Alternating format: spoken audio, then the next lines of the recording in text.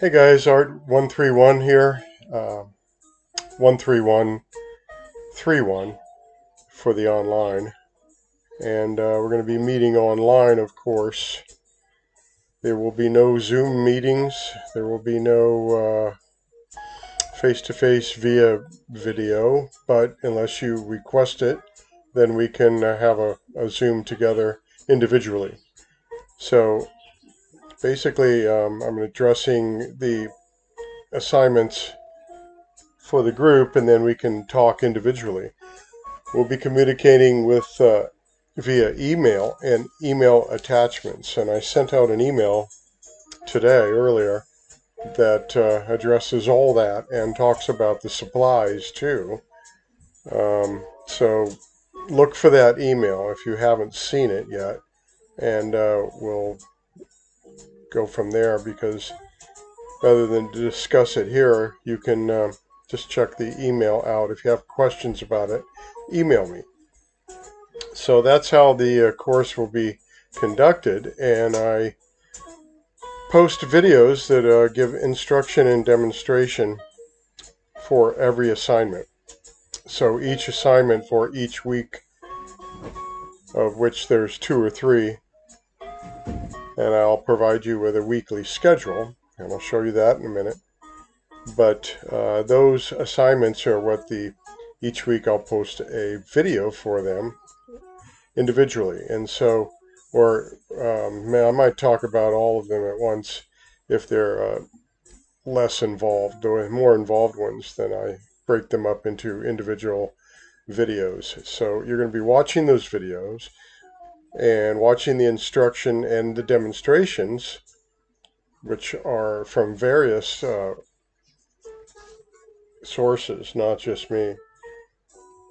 So then you will just start working on the assignments. If you have any questions, you ask questions via email, and you send your work via a photograph. So you have to have means to take photographs of your work and send that image to me in an email. Usually, the most simplest way to upload the photos to your device and send them in a regular email attachment works the best. There's a few emails or attachments I can't open, or they want me to pay to open them, or they ask permission to open them, and those aren't preferred. So we'll talk about that as we go, and if I'm running into that problem, I'll discuss that with you individually. Um, so as far as the supplies go, basically you need, I'll talk a little bit about it, an 11 by 14 Bristol paper.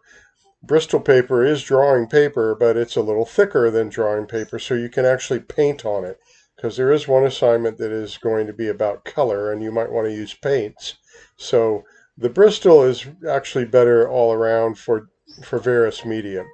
So, ink, watercolor, acrylic, graphite, charcoal, pastels, whatever you're using. In a beginning sense, this is a good way to go. So if you can find the Bristol paper, 11 by 14, because I don't want you to work small, then do that. And we're going to be working within the means of the borders of that dimension. So let's see what else. It is best to finish or complete each assignment for each week during that week, and then send it to me by the following week. This way you don't fall behind. Now, that being said, I will accept and grade all assignments, all semester or all term, and up until the end. So if you're late, I will still accept it, but don't get late because that's going to bog you down. If you get, 3 or 4, 10 or 15 assignments that you haven't done, you're going to really be hurting by midterm or by the end. So you really want to do these every week like you were in a classroom, which is about 2 or so hours long each week, 2 classes, and then there's a homework. So you want to address that. You want to spend that time and do it every week so that you're caught up and you're not falling behind with 2, 3, 4, 5, 6, whatever weeks of past work you haven't turned in.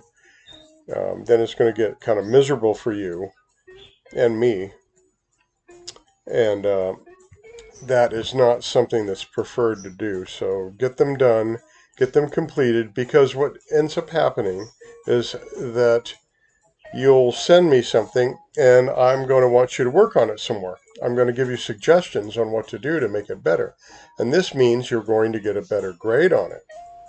And of course, if you don't do the extra work on it that I ask you to, you're probably getting a C or worse on that assignment. But if you do work on it more and take my suggestions and try them, you're probably getting a B or an A. Okay, and I'll keep asking. Like if I stop asking you to work on a particular assignment, whatever that assignment is, if I stop asking for you to work on it, then that means you did pretty good. You got an A. You addressed all the principles and elements I'm talking about, and you did your best, and you put in some good effort, and you got an A on that. So that's how you know what you're getting an A on, or what you're getting a C on, or something like that, is how many times I'm asking you to do it over, or do more to it, add more to it, try this, try that, adjust this, and then once I'm saying, hey, that's great, thank you, thanks, good job, whatever I'm saying like that, and I don't ask for more work, you got a good grade on it. You can always ask what your grade is, okay, but I don't post them in Gradebook because there's always a chance to get a better grade at it, okay? And so I'll tell you what your grades are. I'll hip you to the grades along the way and in the midterm and all that. You'll be told what that is. And you can ask anytime. And you can ask how you can improve and all that. We'll discuss that individually with each one of you, okay? Rather than in a class session with everybody all at once. Okay, so let's talk about the design elements here. I'm not going to go through each one of them, but you can pause the video anytime. That's what's wonderful about these videos. You can pause them and read it over and read it over and read it. But each one of these elements and the principles, which I'm going to show you, are discussed in every assignment when they come up.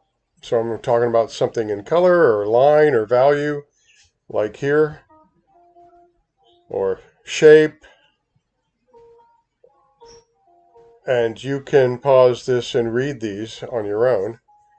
But form, texture, mass, space, they're all discussed in different ways in the assignment videos and in the instruction on what we're doing, because every assignment addresses these elements.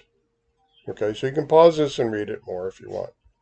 I'm going to go on to the principles of design, balance, symmetry,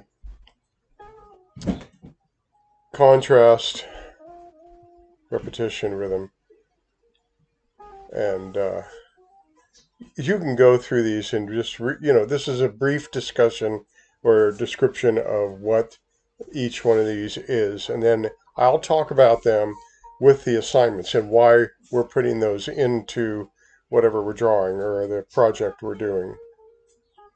Okay, good.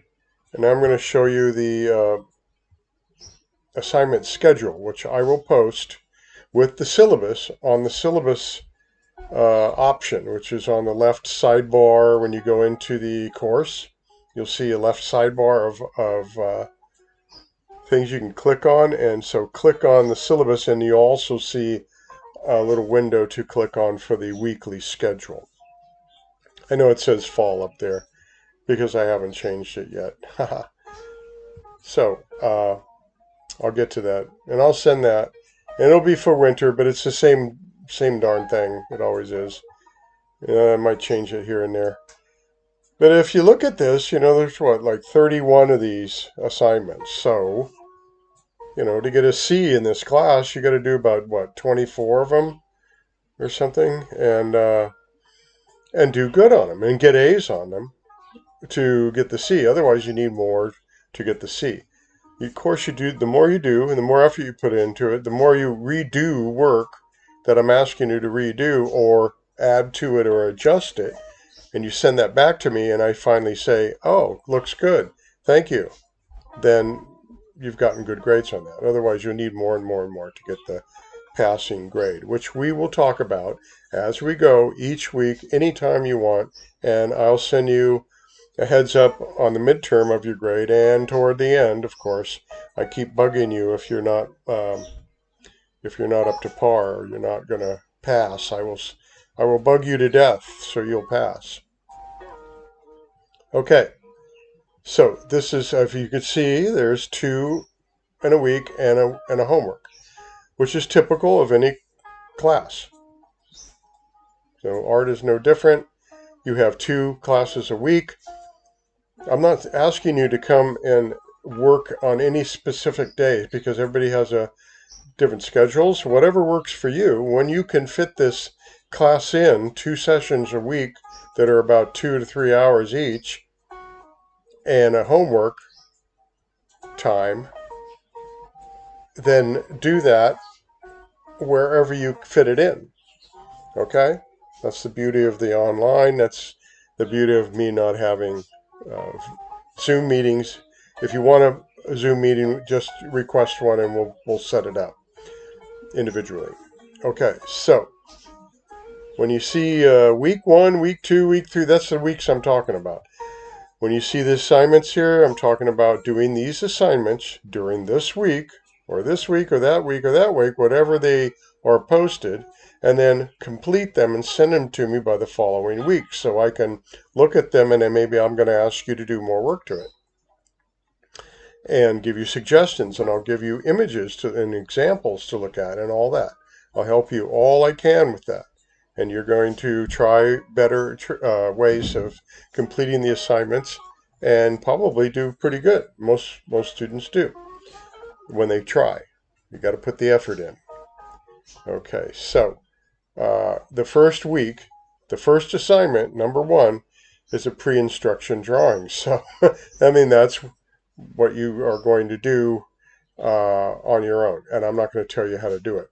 Those pre-instruction drawings are actually 3 separate drawings. One is your hand. One is a head study, so it could be your head in a photograph that you took that you're now going to draw, or somebody else, or from another image. Don't do it from imagination, because that's not quite what I'm after unless you are really, really good at drawing and your imagination and your skills match up. And you can do that. Otherwise, I prefer you to look at something when you're drawing it. And that's why I give all these suggestions. The drawing of choice for the homework is up to you, and that could be from your imagination. But the pre-instruction drawings, there's 3. So there's a drawing your hand in any position you want. You can take a photo of it and draw it, or you can just set it on the table and draw it up or down or sideways or whichever way you want, and draw it. And then draw a head study, I call it, which is a head, a person's head, rather than an animal.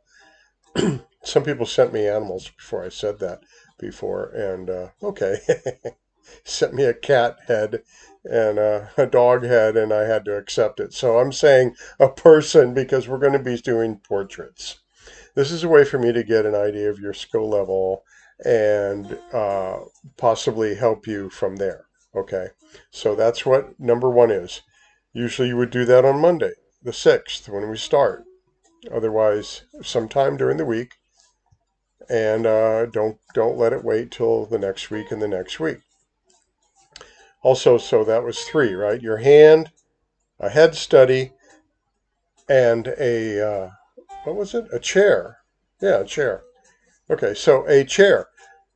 Wooden chairs look really good because they have the slats in them, and there's more to it than some other sort of chair. It's kind of boring, but the wooden chairs, if you have a wooden chair, that's a good one to do, or a stool.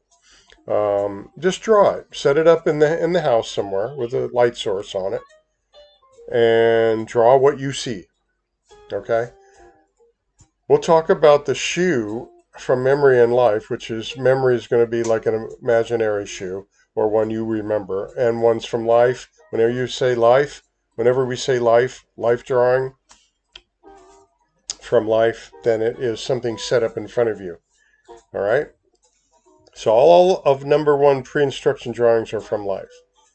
The shoe from memory will not be, and shoe from life will be. Drawing of choice, that's up to you. Anything. It could be from life or memory or imagination. Okay? What I'm going to do is set up another video on Wednesday for number 2 next week.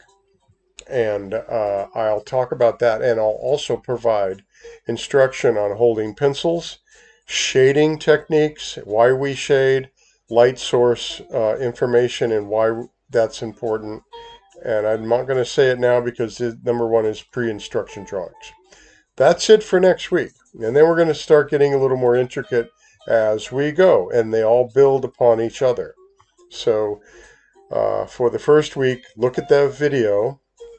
You're going to go into e-learning courses, find this course, Art 13131, click on it, open that up, and you're going to see coursework on the left-hand sidebar.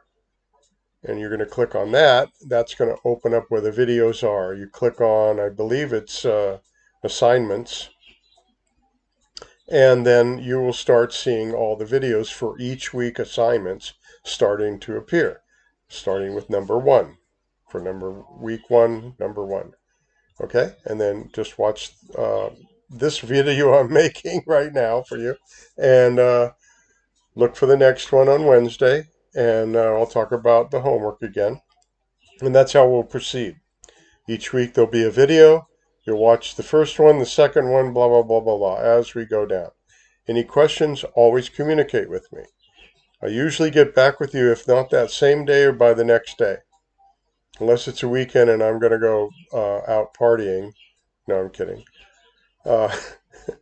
Sort of.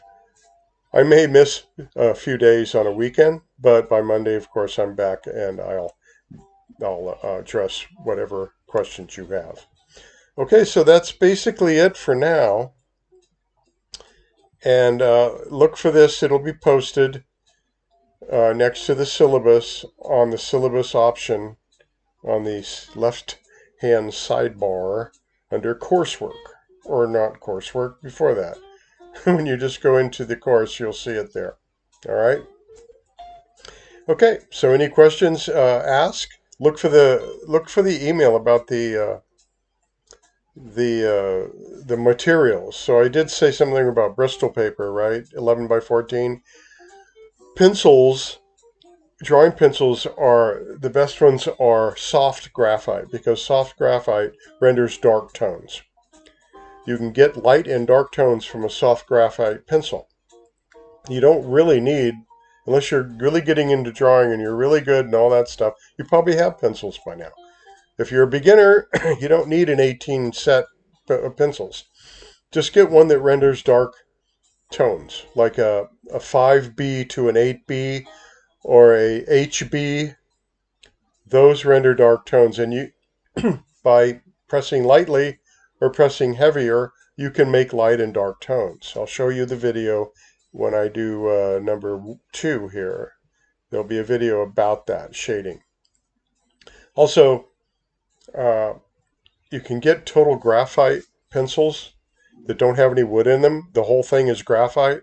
So they're really good for shading, because you can get a real broad tip on that for shading, and that works really well. Also, charcoal pencils work really well. Or if you want to get charcoal vine, that's the way real charcoal drawers do it. They work with that vine, but I prefer the pencils, and I use a little vine now and then when I'm doing the background, because you can take it and break it into different sections that you prefer, and kind of put it on its side and get a really wide area to shade with. So with graphite, you're going to need the white vinyl erasers, white vinyl, as opposed to the whatever they are, the pink ones. And with charcoal, you need a kneaded eraser, which is one that pulls apart and rolls up again and pulls apart and rolls up again. That gets rid of all the charcoal inside of the eraser, and you can use it over and over and over. You can actually make real thin tips on it by molding it. It's kind of like Play-Doh or something. Not Play-Doh. Clay. It's kind of pliable like that. So you'll need the kneaded eraser if you're going to get charcoal pencils, but all the graphite, a vinyl eraser will work. You might need a ruler. We'll talk about color and ink. Number 9, week 9 and week 10, we're working with ink and we're working with color. And that could be acrylic or watercolor paint, or it could be colored pencils if you don't have paint. I'd prefer you try paint if you can, because it's really cool and everything. And I'm not telling you have to have paint for that, but pastels will work too. But we're gonna work with blending different color together. All right, so that's it for now. And look for my other video on Wednesday. And any questions, let me know. Look for that email about the more information about the materials. Thank you.